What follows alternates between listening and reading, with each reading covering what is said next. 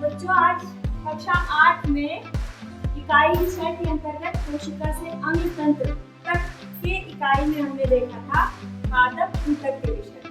पादप ऊतक के बारे में हमने क्या देखा था कि पादप ऊतक 2 प्रकार के होते हैं। पहले हमने देखा था ऊतक क्या होते हैं।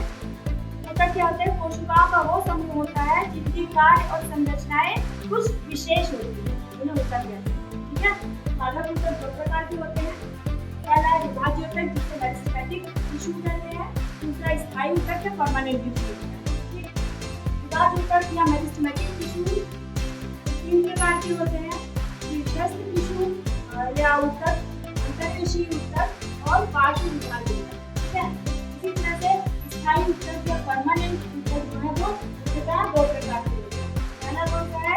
सरल ऊतक और दूसरा है जटिल ऊतक। सरल ऊतक भी 3 प्रकार के होते हैं, पैरेन्काइमा, कॉलेन्काइमा, क्लेरेन्काइमा। जिसे हम हिंदी में बोलते हैं पैरेन्काइमा को बोलते हैं मृदु ऊतक, जैसे कि नाम है। कॉलेन्काइमा श्लेषक ऊतक कहलाता है और क्लेरेन्काइमा दृढ़ ऊतक कहलाता है। ठीक है, इसी तरह से जटिल ऊतक 2 प्रकार के होते हैं, जाइलम और फ्लोएम।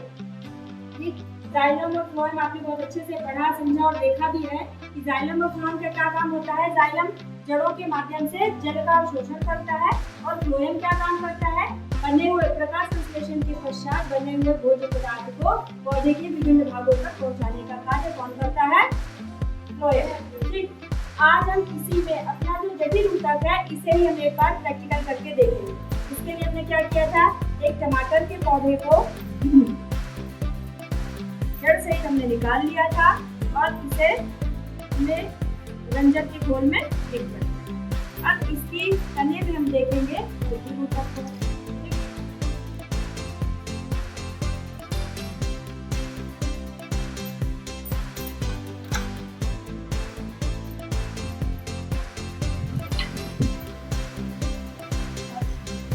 देखते जाना आप लोग। ठीक है, इसके लिए हमने क्या किया है, ये स्टेम लिया है।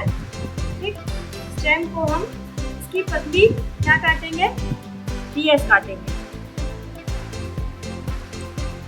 इसकी सहायता से भी काट सकते हैं और हम ब्लेड की सहायता से ब्लेड का यूज करेंगे हम।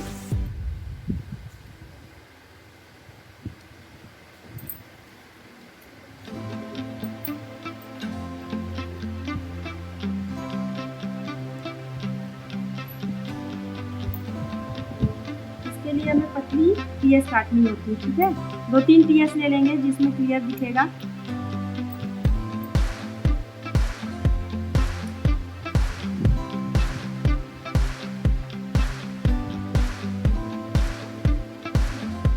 अब इसे हम क्या करेंगे, सैफरन के घोल से एक बार स्टेन करेंगे। ठीक, इसमें भी डाल देंगे और इसमें भी कुछ भून देंगे हम ड्रॉपर की सहायता से।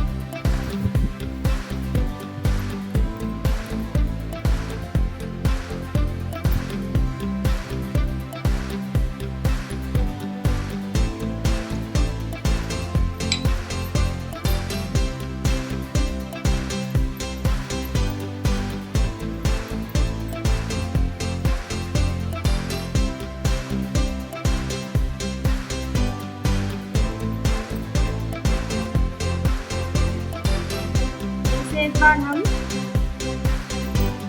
मैग्नीफाइंग ग्लास से देखेंगे कि इसमें कुछ है। एक बीजपत्री पौधे और द्विबीजपत्री पौधों के वेस्कुलर बंडल्स में अंतर होता है। एक बीजपत्री पौधों का जो वेस्कुलर बंडल होता है वो इधर उधर बिखरे हुए होते हैं, जबकि जो डाइकॉट्स होते हैं उनका जो वेस्कुलर बंडल होता है वो रिंग में अरेंज होता है। चूँकि टमाटर एक डाइकॉट है तो उसका वेस्कुलर बंडल इस प्रकार से दिखेगा।